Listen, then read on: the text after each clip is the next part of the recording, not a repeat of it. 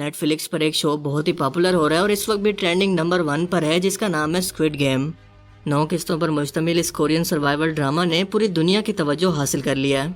مگر اس میں ایسی کیا خاص بات ہے کہ نیٹ فلکس بھی اسے اب تک کا اپنا سب سے بڑا نان انگلش پروجیکٹ مان رہی ہے، جو کہ اس کمپنی کی ویورشپ کو مزید اونچائیوں پر لے جائے گا۔ وہ ہے اس کی کہانی اور سسپینس، جو کہ دیکھنے والے کو ہر ایک لمحے کے لیے اپنے ساتھ جوڑ کر رکھتا ہے کہ اب اس کہانی کے اندر دراصل کیا ہونے والا ہے اور یہ شخص اپنی جان بچانے کے لیے کیا کرے گا۔ مگر دوستو، در حقیقت اس کہانی کی آڑ کے اندر آپ کو وہ کچھ دکھایا جا رہا ہے جو کہ در حقیقت دنیا کی اپر کلاس اور ایلیٹ کلاس اس گیم کے اندر موجود ہر ایک عام شخص کے ساتھ مستقبل کے اندر کرنے والی ہے، یعنی نیو ورلڈ آرڈر۔ بالکل ویسا ہی جیسا مشہور امریکی فلم ڈائریکٹر ڈیوڈ کرالی اپنی فلم دی گریو اسٹیٹ کے اندر دکھانا چاہتے تھے، مگر اس ایلیٹ کلاس نے یہ سچ دکھانے پر ان کی بیوی اور بچوں سمیت جان لے لی گئی اور معاملے کو خودکشی قرار دے کر تحقیقات ہمیشہ کے لیے بند کر دی گئی، اور اس طرح پوری طرح یہ سچ دنیا کے سامنے نہیں آ سکا۔ اسکوئڈ گیم کا ایک ایک سین اس فلم کے اندر دکھائے گئے مستقبل کے انکشافات کا دراصل ریمیک ہے، جو انسانوں کی غربت اور بھوک کا فائدہ اٹھا کر انہیں پیسوں کا لالچ دے کر وحشی اور خود غرض بنا رہا ہے، اور یہ ٹاپ پر موجود لوگ انہیں اپنی اسپیشل فورسز یا گورنمنٹ اداروں کو استعمال کرتے ہوئے ایک ویڈیو گیم کی طرح کنٹرول کر کے اپنا ہر ایک آرڈر ان سے منوا رہے ہیں، بالکل بھیڑ بکریوں کی طرح۔ ٹیکنالوجی کے دھوکے میں رکھ کر ان کے دماغ کو کنٹرول کرنے کے لیے اس ٹیکنالوجی کو استعمال کیا جا رہا ہے، انہیں مرتا اور مارتا ہوا دکھایا جاتا ہے، اور ایک انٹرٹینمنٹ کے طور پر انہیں استعمال کر کے یہ اپر کلاس کے لوگ ان سے پیسہ بناتے ہیں۔ ان عام لوگوں کی پرائیویسی بالکل ختم ہو کر کیمراز کے ذریعے ایلیٹ کلاس کی نظروں میں ہو، جو کہ انہیں نظر نہ آ کر بھی اپنا حکم ماننے کے لیے مجبور کریں، اتنا مجبور کہ وہ بھوک اور غربت کے ہاتھوں تنگ آ کر ان طاقتوں کا حکم ماننے کے لیے تیار رہیں، اور جو ایسا نہ کرے انہی فورسز کے ذریعے اسے راستے سے ہٹا دیا جائے۔ اور یہی سب تو گریو اسٹیٹ کی کہانی تھی، جو کہ ہمیں اس نیو ورلڈ آرڈر ایجنڈا کے بارے میں ایک فلم نہیں بلکہ ایک وارننگ کے طور پر آگاہ کر رہی تھی۔ لیکن اس پورے ایجنڈا کو سمجھنے سے پہلے آپ کے لیے اسکوئڈ گیم کی کہانی کو جاننا ضروری ہے، جس کے بعد آپ اس کے ہر ایک سین کو نیو ورلڈ آرڈر ایجنڈا سے جوڑ کر اس کہانی کو دکھانے کے مقصد کو آسانی سے سمجھ سکیں گے۔ اگر آپ نے سوزین کولنز کا ناول دی ہنگر گیمز پڑھا ہو، یا ہالی ووڈ کی فلم دی ہنگر گیمز، یا بالی ووڈ کی فلم لگ کو دیکھا ہو، تو سمجھ لیں کہ دی اسکوئڈ گیم کی کہانی بھی اسی سے ملتی جلتی ہے، جس میں دنیا کے چند ایلیٹ کلاس یا امیر ترین لوگ، جو کہ گورنمنٹ اور دنیا کے معاملات کو کنٹرول کرنے والے سیکرٹ سوسائٹی کے لوگ ہیں، 456 ایسے لوگوں کو اس گیم کے اندر شامل ہو کر اسے جیتنے پر $38 ملین کی بھاری رقم کے انعام کا لالچ دیتے ہیں، جو کہ یا تو بہت ہی غریب ہوتے ہیں یا قرضوں میں پھنسے ہوتے ہیں اور وہ زندگی کی امید چھوڑ چکے ہوں۔ ان کو اسی پیسوں اور ان کی دنیا پرستی اور خود غرضی اور ضرورت کا فائدہ اٹھا کر انہیں بھوک اور قرض سے مجبور کر کے انہیں ایسی جگہ پر لانا ہے جو کہ کسی سنسان جزیرے پر موجود ہو، وہاں انسانوں کا آنا جانا بالکل نہ ہو، جہاں انہیں کوریا میں بچوں کی کھیلی جانے والی گیمز کو کھیلنا ہوتا ہے، مگر بہت ہی وحشی انداز میں، کیونکہ یہ ٹوٹل 6 گیم ہوتی ہیں اور ہر گیم کے اندر ہارنے والے شخص کو ایلیمینیٹ کر دیا جاتا ہے، اور یہاں پر ایلیمینیشن کا مطلب گیم سے باہر نکلنا نہیں بلکہ موت ہے، کیونکہ ہر ہارنے والا شخص موقع پر ہی مار دیا جاتا ہے، اور جو آخر تک سروائیو کرے وہی اس انعام کو جیت سکتا ہے۔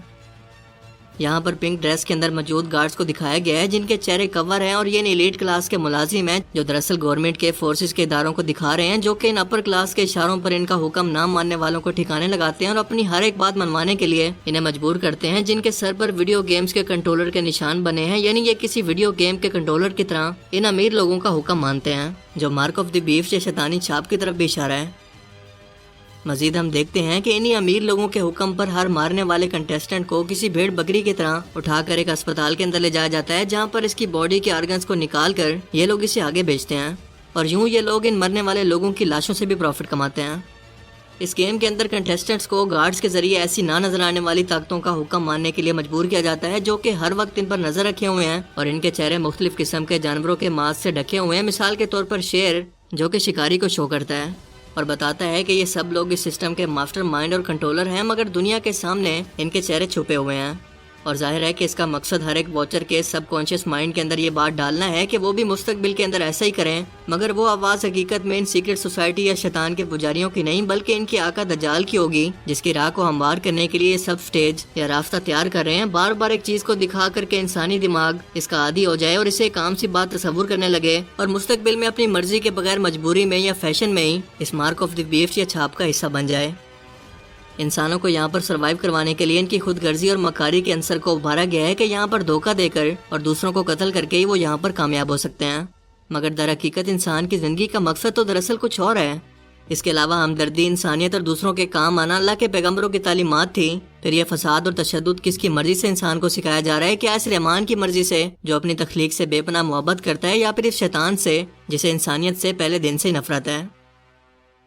مزید ہم دیکھتے ہیں کہ یہ امیر لوگ ان پارٹیسپینٹ پر ہر ایک لمحہ کیمرے سے نظر رکھے ہوئے ہیں، ان کی پرائیویسی بالکل ختم ہو کر رہ گئی ہے اور وہ اپنی مرضی سے کچھ بھی نہیں کر سکتے، اور ان کی اسی پرائیویسی کو بیچ کر وہ اس سے پیسہ کما رہے ہیں۔ جو کوئی بھی ان کا حکم نہیں مانتا، یہ سسٹم کے خلاف جاتا ہے، اسے اپنی جان سے ہاتھ دھونا پڑتا ہے، یا اسے پیسے دکھا کر ایک بار پھر سے پیسوں کا لالچ دے کر واپس آنے کے لیے بدلا جاتا ہے، بالکل کیڑے مکوڑوں کی طرح جن کی خود کی کوئی مرضی نہیں ہوتی۔ یہ ایلیٹ کلاس کے لوگ ٹیکنالوجی کو ان لوگوں کے لیے ایک ایسی قید بنا دیتے ہیں جو کہ نظر نہیں آ رہی، مگر ہر وقت یہ عام لوگ اس سے بندھے ہوئے ہیں۔ ذرا سوچیں کہ اسے دیکھنے والے بچے اور نوجوان اس سے بھلا کیا سبق لیں گے؟ کیا انسانوں کو پیسوں کی خاطر مرتے ہوئے اور ایک دوسرے کا قتل عام کرتے ہوئے دکھانا صرف ایک کھیل یا انٹرٹینمنٹ ہو سکتا ہے؟ اگر آپ کو لگتا ہے کہ یہ صرف ایک سروائیول گیم ہے اور فلم کی طرح انٹرٹینمنٹ ہے، تو آپ کو بتاتا چلوں کہ انہی فلموں کی آرٹ کے اندر ہالی ووڈ فلم انڈسٹری اپنے مستقبل کے سبھی منصوبوں کو اشاروں کے اندر دکھا کر لوگوں کی ذہن سازی کرتی ہے اور انہیں آنے والے وقت کے لیے یعنی نیو ورلڈ آرڈر کے لیے پہلے ہی تیار کرتی ہے، اور یہی فلم اور میڈیا تو سب سے پہلے ان کے آقا دجال کا سب سے بڑا مددگار اور اعلیٰ کار ہوگا، جو دجال کو لوگوں کا مسیح اور خدا کہہ کر ان کے سامنے پیش کرے گا اور تمام حکومتوں کو ایک ہی دجالی حکومت کا حصہ بننے کے لیے انہیں تیار کرے گا تاکہ ان پر کنٹرول کرنا آسان ہو۔ ایک ایسی عالمی حکومت جو کہ حضرت سلیمان علیہ السلام کے دور میں بھی موجود تھی، جو کہ قیامت تک دوبارہ کسی کو نصیب نہیں ہوگی، اور یہ ٹیکنالوجی کی چھاپ کے ذریعے ہر ایک انسان کی ایکٹیویٹی پر نظر رکھے گا تاکہ اس کے سسٹم کے خلاف جانے پر انہی فورسز کے ذریعے انہیں راستے سے ہٹایا جا سکے۔ مستقبل میں آپ انہی گیمز کو حقیقت میں ایک ریالٹی سروائیول گیم کے طور پر بھی ضرور ہوتا دیکھیں گے، کیونکہ ذہن سازی کے لیے آہستہ آہستہ ایک صبر آزما وقت چاہیے ہوتا ہے جو کہ حقیقت بننے کے بہت قریب ہے،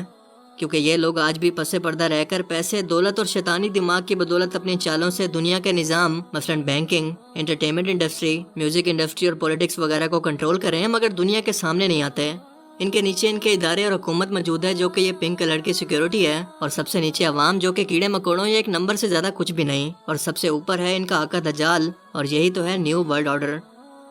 اسی لیے ایسی فلمز کو صرف ایک انٹرٹینمنٹ سمجھنے کی بجائے اس کا اصل مقصد جان کر دوسرے لوگوں کو بھی اس کا شکار ہونے سے بچائیں، کیونکہ آپ جیسے لوگ اس سسٹم کی حقیقت کو جان کر اس سے خود کو اور اپنی فیملی کو بچا پائیں گے، اور ایسی دجالی ایجنڈا پر مبنی فلمز کا بائیکاٹ کر کے اپنا احتجاج ریکارڈ کروائیں، جو کہ کم سے کم گھر بیٹھا آپ میں سے ہر ایک شخص کر سکتا ہے۔ مجھے امید ہے کہ اس گیم کا مقصد اور حقیقت اب آپ جان گئے ہوں گے۔ اگر آپ کو اس ویڈیو سے کچھ نیا جاننے کو ملا تو اسے لائک کیجیے اور اسے دوسروں کے ساتھ بھی ضرور شیئر کریں۔ اب میں ملوں گا آپ سے ایک ایسی ہی نئی انٹرسٹنگ ویڈیو میں، تب تک کے لیے اپنا بہت سا خیال رکھیے گا۔ Thanks for watching this video. اللہ حافظ۔